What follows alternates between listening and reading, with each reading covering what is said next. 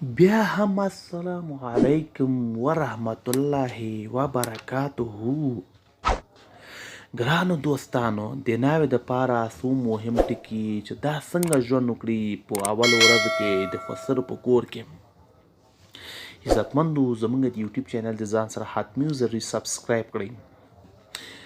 زموږ د درس عنوان دی د ناوې دپاره غوره وینا. ناوې باید د زیاتو خبرو اترو، غول مغول او خندا څخه پرهیز وکړي او نه دې بې ځایه په وازه خوله خاندي. د مشرانو عزت او ادب دی کوي او د خپلو همزولو سره دی مینه او محبت کوي. د کور د ماشومانو سره دی هم مینه او محبت کوي او شفقت دی ورباندې کوي. د میړه سره دی د خواښې او خسر په مخ کې خبرې نه کوي، پټه خوله دی کیني.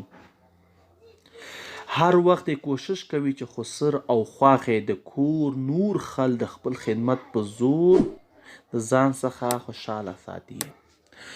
د میړه خدمت او ضرورت دی پوره کوي او د هغه خبره دی مني. د خواښې، اندرور او نور ښځو څخه دی فورا د خپلو حقوقو غوښتنه نه کوي. د هغې خبرې جواب دی ښه په غور ورکوي، تلوار دی نه کوي او نه دی بې ځایه خبرې کوي چې عزت یې کم نشي.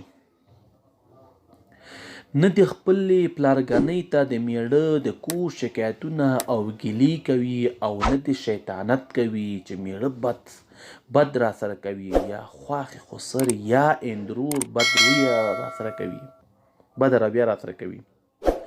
د میړه د اجازې پرته د کوره نه وځي، نه د بې اجازې د پلار کره ځي، نه د نورو همسایګانو یا پردو خلکو کره.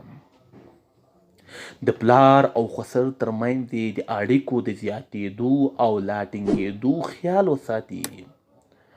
هر کار دی پر وخت کوي او خوب او آرام دی هم پر وخت کوي. پر معمولی خبرو دی خیره یا ښکنځل نه کوي. د میړه څخه دی پر معمولی خبرو نه مروریږي او نه دی هغه تاوان ورسره ورسوي. د میړه د خوبتیا او خوشحالۍ راز دی معلوم کړي او د هغه په رضا دی کار کوي. د پردو خلکو سره دی خبرې نه کوي او نه دی سترګې ورته وهي.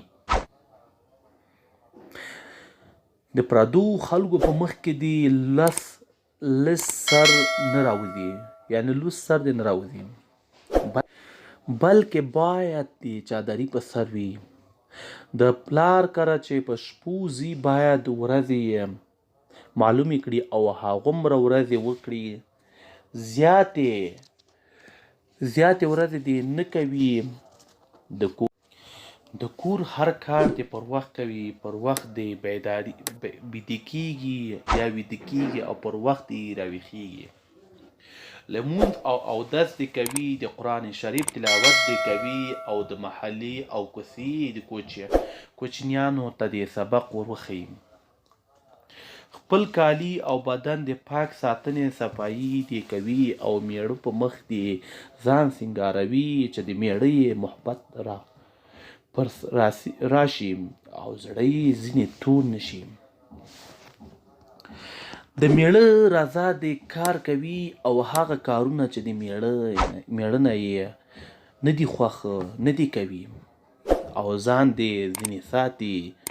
پخلی او خوراک دی پر وخت پخوي، ځنډ دی پکې نه کوي او په خوړو کې دی د مالګې او نورو مصالحو ګډوډولو خاص خیال ساتي چې ځینې ډیره یا لږ نشي. د خواښې او خسر د اوداسه اوبه دی تودوي او د سهار د خوا دی اوداسه ته راکښېنوي چې لمونځونه ځینې قضا نشي.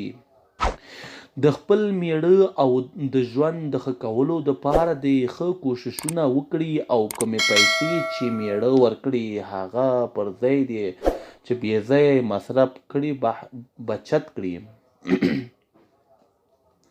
د کور لوښي دې پر یولي پاک دي، پاکې یې ساتي. یوازې د میړه په مخ کې دې سینګار کوي لکه سرخي پوډر، دنداسه وهل او پاک صاف کالي اغوستل او په زور او زیور ځان ښایسته کول. د ناروغو خدمت دې کوي، د هغو ځای دې پاک ساتي او هغه دې خوشحاله ساتي. همیشه دې د همسایه‌ګانو، نجونو، همزولو سره ښه راسته پاسته کوي او د هغو